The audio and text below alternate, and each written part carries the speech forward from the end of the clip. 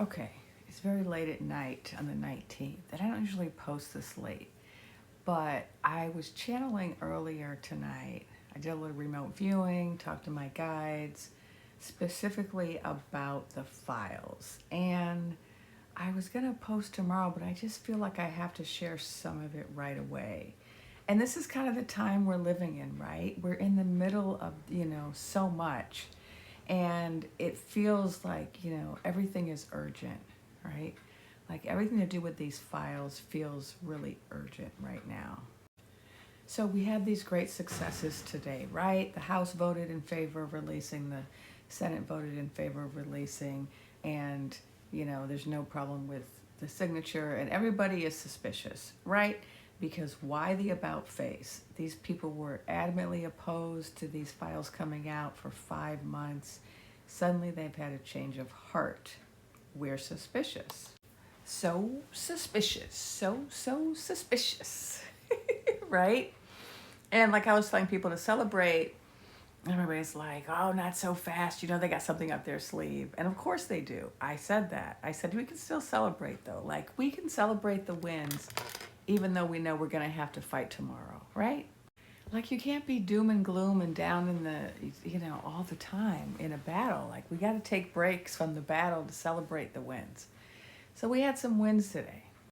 But I was like, let me find out what's going to happen in the future with these files because we know they're not just going to release them, right? We know that even though both chambers have said you have to, these people don't actually believe in the rule of law, right? Like that's not even a part of their worldview, which, how did we get here, right? Anyway, that's a whole nother conversation. So the thing is, what's going to happen? Like, what's going to happen with these files, right? You know? So I said, let me go and look. Let me see. And I got some confirmation of some of what I already suspected just based on the information I have. Um, because what I've been saying is, even if they try to withhold the official files from that department that holds the files, there are lots of other people who have access. So that's why right now we have 20,000 emails to peruse, and a lot of people are analyzing them and finding out all kinds of incriminating stuff. We have that because there are different avenues, right? And so one of the other avenues that the blue hat lawmakers used was a subpoena of the estate. And so what I had picked up intuitively before is there's more where that came from. And so I did get confirmation that yes, there is more where that came from. But I also got something really interesting about the estate that relates to the release of more files. Because I got that not only do they have other things to release, like photographs and video, stuff like that, which are in the official files. The official files are not predominantly paper files. That's why they're so valuable because they've got videos and audio tapes and photographs, very, very incriminating information. And the kind of stuff that you can't really fake, Like you could fake an email, right? But can you fake a whole movie, right? Would you want to? So here's the thing, not only does the estate have these other forms of evidence, but what I got was that there was some kind of JE kill switch. And I was a little confused by it because I thought, well, isn't he already? And so, if so, why didn't the switch go off? Now,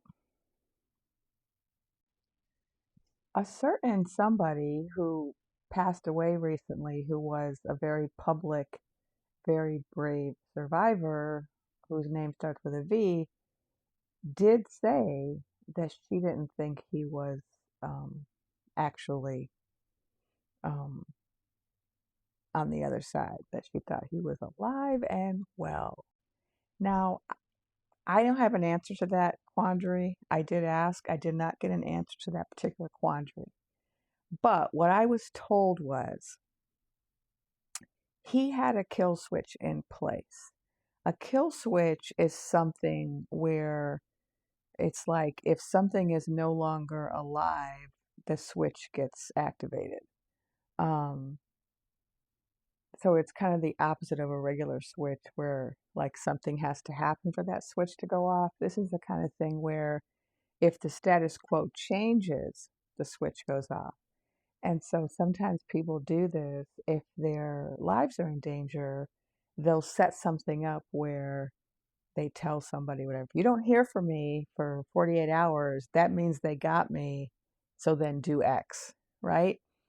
And so that's called a kill switch. And what I was told was that he had set up some kind of a kill switch and that this kill switch was going to release incriminating information about the head clown if anything happened to him. So of course that made me wonder, okay, why hasn't it been activated already? Does that mean he's still around? Or was there some delay built in and is it going to be activated now?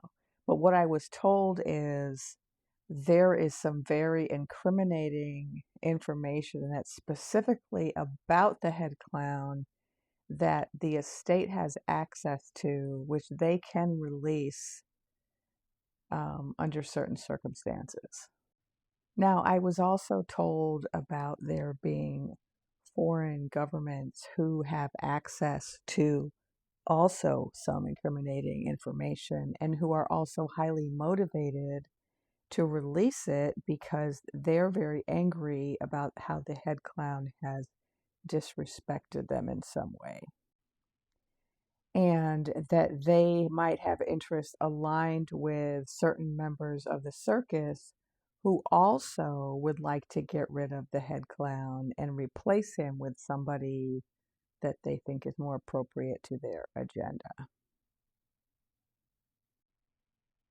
So there might be an opportunity for some type of, an arrangement or alignment or a collaboration between certain members of other countries who have compromat, colluding with certain members of the circus who are eager to get rid of the head clown. And then there was a third, I mean, there are other sources, but just tonight, in terms of what I channeled tonight, there was a third source of incriminating files that I was told about, and that was probably someone people have thought about before, Starboy. So when it came to Starboy, they said he is only motivated by two things when it comes to this type of issue. Revenge. He's really angry at Head Clown and the circus because he doesn't feel like they treated him with the respect that he deserved and they were not kind of indebted to him enough. He expected them to be kind of bowing down to him because of what he did for them in terms of finagling the contest. And so he's got some serious thirst for revenge. Also, at the same time, he is interested in world power.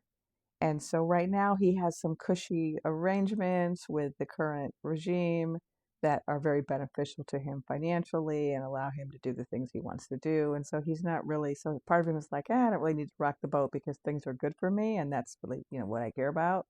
But he also does care about revenge, which is just a purely emotional thing. It's not a rational thing. And then he also does have this really big thirst for power. And so if circumstances arose where he felt like it was worth it to him to expose the head clown out of revenge and that he wasn't going to lose too much by doing it, he would. Also, if he felt like it would benefit him in his quest for power, like if, for example, he made some deal with some other people in the circus who were like, if you expose this and help us get rid of him, then we'll help you out in terms of giving you some power. Okay, I got a lot more information about the future of the circus and the files, but that's enough for now, and I'll do like a part 2 and a part 3. Good night.